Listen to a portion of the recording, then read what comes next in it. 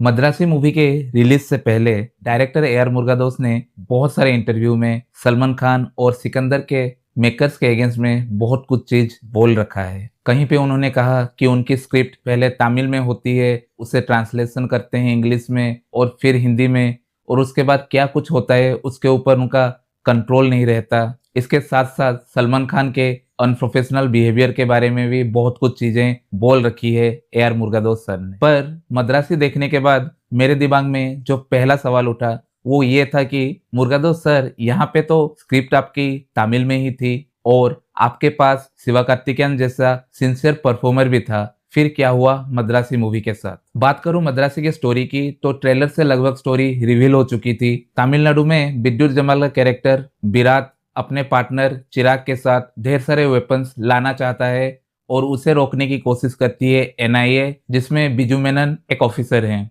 फिर कैसे इस सब में शिवकार्तिकेयन का कैरेक्टर रघु और उसकी girlfriend Malati played by Rukmini Vasanth involve होते हैं और क्या कुछ होता है, वही मूवी की स्टोरी है। मूवी की स्टोरी तो बहुत ही ज्यादा रूटीन है, पर इसके साथ साथ इसका स्क्रीन प्ले भी बहुत ज्यादा फ्लैट लिखा गया है। सबसे पहले इरिटेटिंग तो ये लगा कि इन्होंने पहले पूरा टाइटल कास्ट दिखाया, वो भी पूरे ब्लैंक स्क्रीन पे। आज के जमाने में कौन ब्लैंक स्क्रीन पे टाइटल कास्ट दिखाता है, कुछ तो बैकग्राउंड में रख देते ताकि ऑडियंस को कुछ देखने को मिलता। इसके बाद वही एनआईए वाला ऑपरेशन शुरू होता है, कैसे वो विराट और चिराग को रोकने की कोशिश करते हैं, पर इसके बावजूद विराट और चिराग तमिलनाडु के अंदर घुस जाते हैं वेपन्स के साथ। फिर उसी सब में शिवकार्तिकेयन का कैरेक्टर रघु भी इन्वॉल्व होता है, जो कि हॉस्पिटल में मिलता है बिजू मेनन का कैरेक्टर को, और कैसे वो मिशन पे जाता है और क्या कुछ होता है फर्स्ट हाफ में वही दिखाया गया है। फर्स्ट हाफ बहुत ही ज्यादा बोरिंग लगता है क्योंकि वहां पे 4 गाने देखने को मिल जाते हैं, उनमें से 3 तो पहले आधे घंटे में ही आ जाते हैं। एक शिवकार्तिकेयन का इंट्रो, एक रुक्मणी वसंत का इंट्रो और एक दोनों की प्रेम कहानी। आजकल के टाइम में भी ऐसे गाने कौन ठूसता है जबरदस्ती, पता नहीं। हाँ, मैं मानता हूँ सेकंड हाफ में आपको स्टोरी पे फोकस करना है, इसलिए आपने गाने यहाँ पे डाल दिए, पर एटलीस्ट गाने तो अच्छे होते। वो गाने ना लिरिक्स में दमदार है और ना ही म्यूजिक में, जबकि म्यूजिक अनिरुद्ध का है।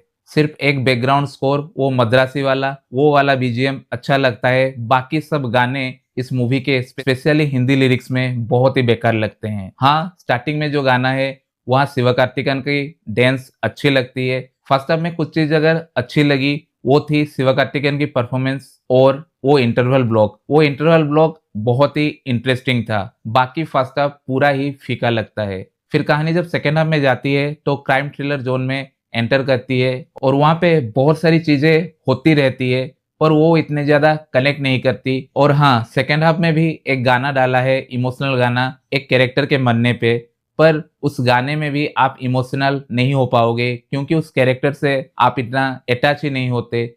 सेकेंड हाफ में 2 चीज अच्छी थी, एक विद्युत जम्बाल का एक्शन सीक्वेंस है, वो वाला सीक्वेंस बहुत अच्छा लगा, और क्लाइमेक्स में जब शिवकार्तिकेयन और विद्युत जम्बाल आमने सामने होते हैं वो वाले सीक्वेंस में भी थोड़ा मजा आता है। मूवी में शिवकार्तिकेयन का कैरेक्टर एक साइकोलॉजिकल डिसऑर्डर से गुजर रहा होता है, जिसका हमने जिक्र ट्रेलर में भी देखा था, और उस डिसऑर्डर के कारण ही शिवकार्तिकेयन का कैरेक्टर इतना उभर के आता है। और जिस तरह से शिवकार्तिकेयन ने उस कैरेक्टर को पुल अप किया है वो काबिले तारीफ है, क्योंकि वही थे जिनकी वजह से मूवी में थोड़ा बहुत इंटरेस्ट जग रहा था। बाकी रुक्मणी वसंत का बहुत ही ऑर्डिनरी कैरेक्टर है और उस कैरेक्टर में इतना ज्यादा कुछ दम था ही नहीं कि वो कुछ अलग परफॉर्म करके दिखाए। बिजू मेनन का काम भी बहुत ही ऑर्डिनरी लगा, इतना कुछ खास नहीं लगा। विद्युत जम्बाल की एक्टिंग ठीक ठाक लगी, और वो जो सीक्वेंस की बात मैंने कही सेकेंड हाफ में, उसमें वो बहुत ही ज्यादा अच्छा परफॉर्म करते हैं। बाकी जो दूसरा विलेन है चिराग प्लेड बाय सबीर, वो इतना ज्यादा इम्पैक्टफुल नहीं लगा, और बाकी सपोर्टिंग कास्ट का भी काम ठीक ठाक सा था।